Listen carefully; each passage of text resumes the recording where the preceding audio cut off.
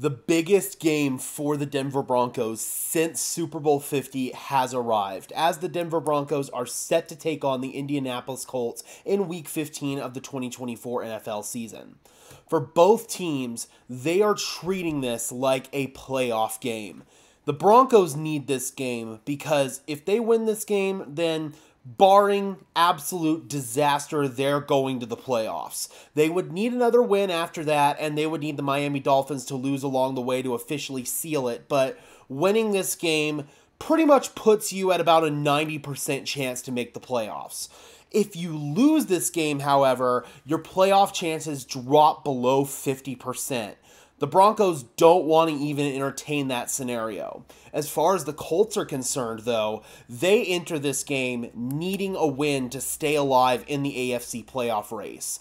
They are currently the team that is trailing the Broncos, and they are the team that's giving the Broncos a little bit of fits right now. But Denver can pretty much eliminate Indianapolis by beating them. The Colts could still make the playoffs if they win out, if Denver loses out after this game, and if Miami ends up losing a game somewhere in there, Indianapolis can still win, or if Houston has a late season collapse, then the Colts could win the AFC South, and they could get in that way. But Indianapolis basically needs this game in order to stay alive, and both of these teams are going to be coming into this game playing desperate football. And it's going to be a battle of who wants this game more at the end of the day. Like we do for these game preview videos, we like to approach things from the opponent's perspective, look at the opponent's roster, how they could look to attack the Denver Broncos, look at some of their strengths and some of their weaknesses, and how the Broncos could look to exploit some of those weaknesses. But before we officially get into that, we like to go over the injury report for the opponent, and we like to go over the coordinators. So for the injury report, despite also coming off of a bye week, the Indianapolis Colts are dealing with some injuries. They have 4 players listed as out in backup wide receiver Ashton Dulin, right tackle Braden Smith, who is now done for the season as he has been placed on NFI, center Ryan Kelly, he's coming off of injured reserve, and then backup linebacker Jalen Carleys, he is also coming off of injured reserve. All 4 of those guys are listed as out for this game. Additionally, they have 3 players listed as questionable, and they're all very important pieces. Starting defensive end Tyquan Lewis, wide receiver Josh Downs, who's a big piece for them, and then tight end Mo Alley Cox, who's their tight end 1. All of those guys are listed as questionable. As far as Broncos injuries are concerned, the Broncos are pretty healthy right now at this point in the season. Riley Moss is the only injury for the Broncos of note. He is out for this game as he continues to recover from an MCL sprain. The Broncos are sorely going to miss him. We've talked about all week how the Broncos are going to look to replace Riley Moss. The Indianapolis Colts elevated right guard Mark Glowinski from the practice squad. They picked him up mid-season. He had been a starter for them prior to, I believe it was 2021 when he signed with the Giants. He's now back in Indianapolis for a second tour of duty, and they've been plugging him in as the starting right guard after their main starter Will Fries went down early in the year with a gruesome ankle injury down in Jacksonville. So, yeah, man, the Colts are dealing with some rough injuries. The Broncos, they have elevated Reese Taylor, the cornerback from the practice squad. He's actually an Indianapolis native, so that's cool that he gets elevated against his hometown team. He'll provide some depth at corner, and then Nick Gargiulo, the guard, has been elevated as well, but he's not going to be active on game day. This is kind of a courtesy elevation in order to get him a game check, reward him for being such a hard worker on the practice squad. Alright guys, let's go ahead and bring in this Colts roster here, courtesy of our lads, and we will go ahead and talk about coordinators briefly, and then we will get into the meat and potatoes of the roster. So, Head coach Shane Steichen, he basically serves as the main offensive mind. Shane Steichen's the guy who calls plays offensively. He is the de facto offensive coordinator, even though Jim Bob Cooter holds the name by title. Cooter, a former assistant back in the day with the Denver Broncos. Shane Steichen has been around the NFL. He's spent time with the Chargers, with Phillip Rivers. He was there the first year of Justin Herbert's career, was credited helping develop Herbert. He then goes on to Philadelphia, where he was a big piece in developing Jalen Hurts. He was the Eagles offensive coordinator when they went to the Super Bowl. He then got hired as head coach of the Indianapolis Colts. He is the guy who is the main offensive philosophical play designer. So yeah, Shane Steichen's a guy who really brings a lot of different looks schematically. It's not one thing that he does. It's not just an outside zone run scheme or a power scheme. He's a good coordinator at adapting to his personnel what they do well. So that's one thing that I give Shane Steichen a lot of credit for.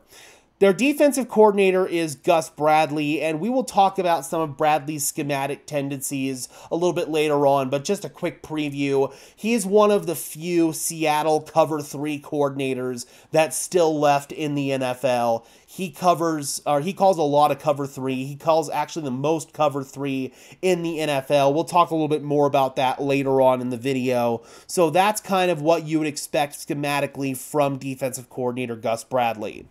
Let's go ahead and dive into this Colts roster right now. And it all, of course, starts with Anthony Richardson at quarterback. We've made a video talking about Anthony Richardson and how the Broncos could look to exploit some of his weaknesses in his game.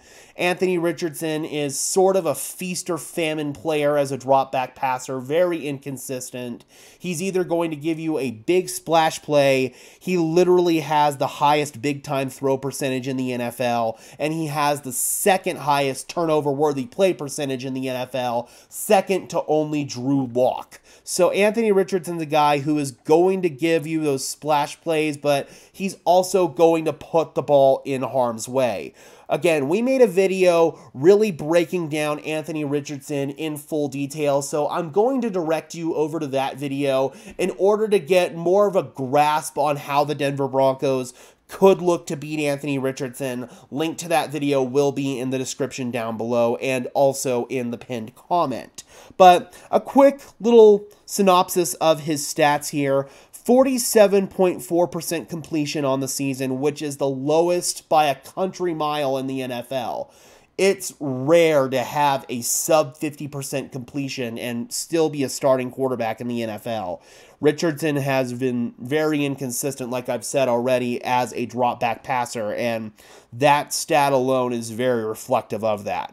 Granted, he does have to deal with some drops at times, but some of those drops are because of accuracy issues from Richardson as opposed to issues from the wide receiver. That's kind of what I'm seeing on tape. 1,511 passing yards, 7 touchdowns, 9 interceptions, 7.4 big-time throw percentage, like we said, first in the NFL. 4.7 turnover-worthy play percentage, which is second in the NFL, only to Drew Lock, 6%.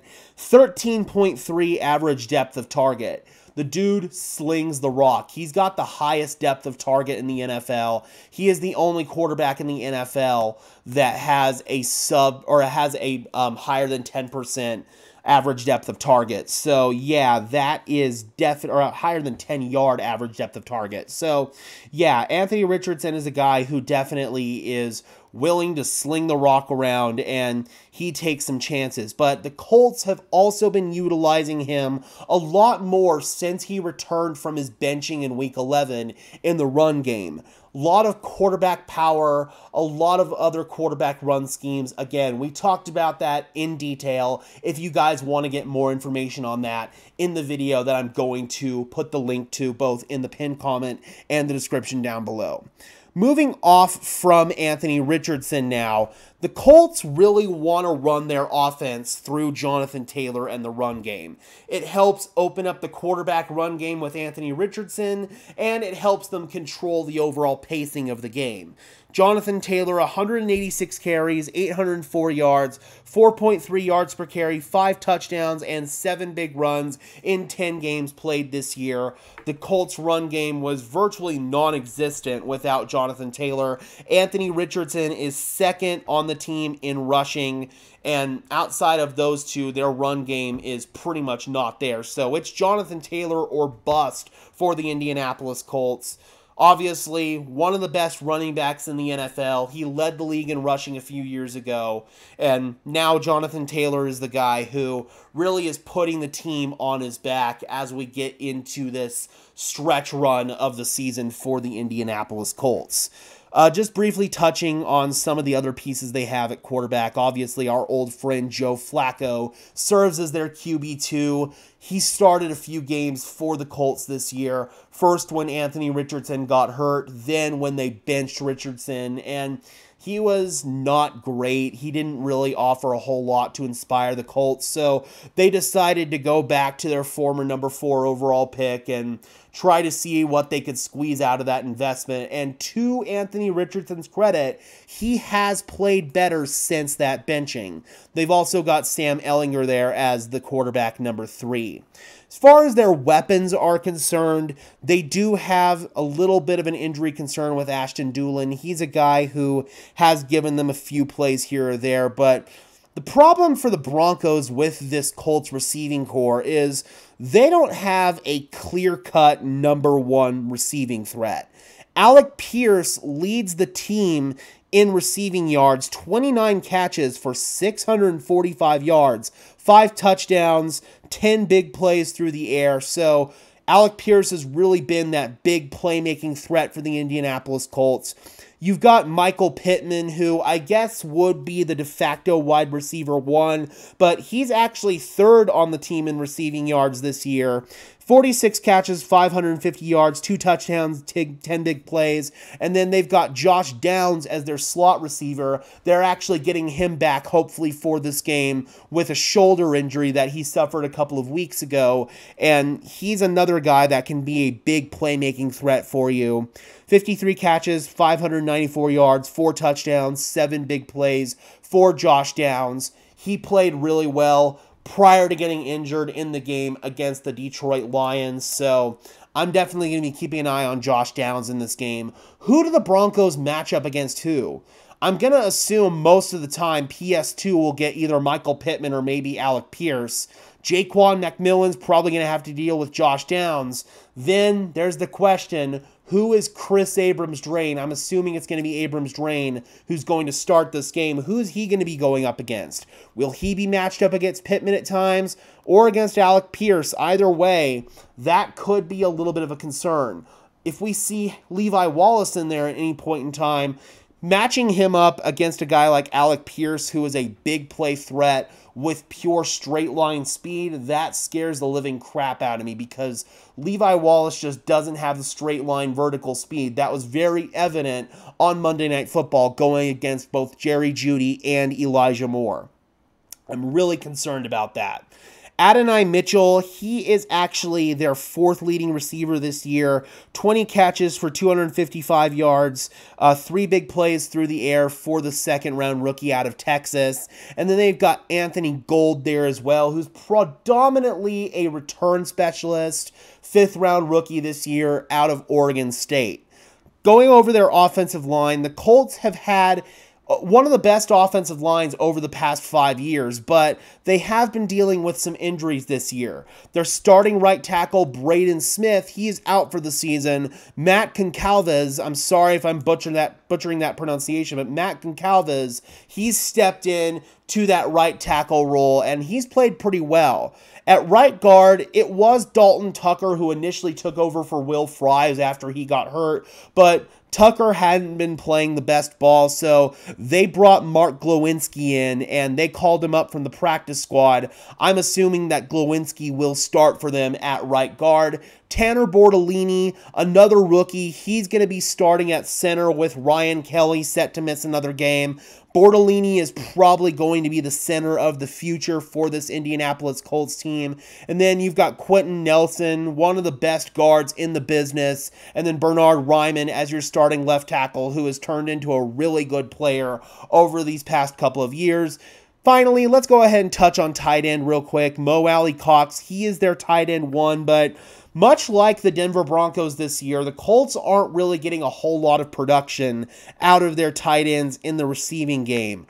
They've got Mo Alley-Cox, who's only got 132 yards on the season, and he's their leading tight end in terms of receptions and receiving yards. They've also got Kylan Granson, Drew Ogletree, and Will Mallory there, but a lot of those guys are more akin to blocking in the NFL. So Mo Alley-Cox was their main playmaking threat in Indianapolis at the tight end position, and he hasn't really done a whole lot for this team this year. They just haven't utilized the tight end position a whole lot. So when you go ahead and talk about this Indianapolis Colts offense, the best way that the Denver Broncos can slow them down is to slow down Jonathan Taylor. The Broncos need to play tight to the line of scrimmage, take away the run game, contain rush with the edge rushers to try to keep Anthony Richardson in the pocket, try to key in on where Richardson's going to go in the quarterback run game. Those are all ways that you can slow down this Indianapolis Colts offense. As far as this Colts defense is concerned, before we go over personnel, just to give you guys some stats on the year, they have not been a great unit, both against the pass and against the run. 3,226 passing yards allowed, which is 26th in the NFL. 70.4% completion, which is 31st in the NFL. 7.6 yards per attempt allowed through the air, which is 27th. 17 pass touchdowns allowed. That's middle of the pack in the NFL. 9 interceptions, which is also middle of the pack. 35 20-plus yard plays allowed, which is top 10. So, to their credit, they don't give up a crap ton of explosive plays, but they kind of get killed by 1,000 paper cuts with all of the zone coverage that Gus Bradley runs. 47.5% drop back success rate allowed, which is 21st in the NFL, and then they are 15th in drop back EPA per play allowed. So, not a great pass defense at all. And then run defense, they're probably even worse. 1,911 rush yards allowed, which is 31st in the NFL. 4.6 yards per carry allowed, which is bottom 10 in the NFL. You've got 106 rush first downs allowed, which is 30th. 39.1% rush success rate allowed, which is 15th in the NFL. And then they are 15th in rush EPA per play allowed. The Denver Broncos should be able to establish the ground game against this Colts team. And considering some of the conditions that both teams are going to have to deal with, the wind could play a factor in this game. Gusts of up to 30 miles an hour, that would key into the run game anyway. But the Colts play a lot of cover 3. They play the most cover 3 in the NFL at a 52.5% cover 3 rate called in the NFL. So that means that the Denver Broncos could have some really good opportunities in the passing game, especially with one-on-one vertical shots down the boundary. That single high safety can only cover one of those two vertical shots. So if you want to get the ball to Devon Vele, who's probably going to be one-on-one if that safety diverts his attention to Courtland Sutton, that's something you can do. Or try to get some shots down the seam, either with Lucas Kroll or maybe even with Marvin Mims. That's how they were able to get that 93-yard touchdown from Marvin Mims in the game against Cleveland. It was just a straight line vertical shot down the seam from Marvin Mims. I expect to see more of that in this game. Going over personnel for the Indianapolis Colts, Kwity Paye is actually the leading sacker for this Colts team. He's got 6 sacks on the year. DeForest Buckner, he has 5.5 sacks. He's also a stalwart against the run. Same goes for Grover Stewart. 3.5 sacks for Stewart on the year. And then Laiatu Latu, he's come in and he's gotten 4 sacks in his rookie season. The Colts' first-round pick out of UCLA. So their defensive line is going to be really tough to deal with. Tyquan Lewis, he's possibly not going to play in this game. Dio Danebo, he's somebody that the Colts could really have to, that the Broncos could really have to deal with. He's somebody that I really do like. And then you look at their linebacking core. You've got Zaire Franklin, 135 tackles on the year. EJ Speed with 117. So those are both tackling machines there at linebacker. Grant Stewart, formerly a special teams player, he's kind of settled in nicely into a defensive role. I really do like Stewart. And then when you look at the Colts secondary, Jalen Jones, Sam Womack, they're the two starting boundary corners. Kenny Moore, he's one of the top nickels in the NFL. You've got Nick Cross, Julian Blackmon at safety, along with Rodney Thomas and Ronnie Harrison. Those are all guys that can make some plays for you. And then you've got Chris Lamons in that secondary as well. I like some of the players on this Colts team. I just think that they've got some schematic issues with Gus Bradley. The amount of zone coverage that he calls, I think the Colts have personnel to play more man coverage than they do. They only call cover one 12.7% of the time, which is 29th in the NFL. 15.5% of the time they call cover two, which is 12th in the NFL. 7th in the NFL in calling quarters, and then 1st in the NFL in calling cover three. I just think that this Colts team has some schematic issues, and the Denver Broncos defensively, or the Denver Broncos offensively, could look to take advantage of some of these defensive issues for the Indianapolis Colts. So, going over some keys to victory here for this Denver Broncos team in the game against Indianapolis. Going ahead and just previewing it, key in on the run and the read option game. Take Jonathan Taylor away. We've already talked about that. If you take Jonathan Taylor away, contain the rush with edge rushers. Keep Anthony Richardson in the pocket, because when Anthony Richardson runs the ball, it's true 11-on-11 football. You're going to be forcing Anthony Richardson to beat you as a drop back passer, where he has been super inconsistent in the NFL. You've got to establish the run game offensively, given the conditions with the wind. Also, this Colts run defense being very, very subpar. The Broncos could look to take advantage of that. Then set up the play action and attack that cover three vertically. Especially, seam shots down the middle, vertical shots down the boundary, deep crossing routes. Those are all ways that you could potentially beat Gus Bradley's cover three heavy defense. Take advantage of those one-on-one matchups with Devon Vele if they come, or maybe Marvin Mims if he were to get a one-on-one matchup. I know they've been trying to get Troy Franklin one-on-one matchups. The Broncos are probably going to get one-on-one matchups with the Colts calling single high coverage a lot of the time, so the Broncos are going to need to take advantage of them. Sprinkle in more Marvin Mims out of the backfield. That's something that I've loved over these last several weeks. And then sprinkle in some Audric Estime too. You can't just lean on the outside run game, which I think the Broncos will lean on pretty heavily like we talked about earlier in the week, because the Colts give up a lot of outside runs. Jaleel McLaughlin figures to have a big day, but I also want to see Mims out of the backfield, and I want to see Estime sprinkled in there. And like I say every single game, you can't shoot yourself in the foot, no stupid penalties. Overall, this Denver Broncos team on paper is a better unit on both sides of the ball than the Indianapolis Colts are. The Colts have had some success at various points this year, but the Broncos have shown more consistency. And schematically, I think that the Broncos, they play into a lot of things that the Indianapolis Colts don't do well. And it's because of that, I'm going to pick the Denver Broncos to win this game 31-21, clinch their first winning season since 2016, and most likely put themselves in position for their first playoff berth since 2015 when they won Super Bowl 50.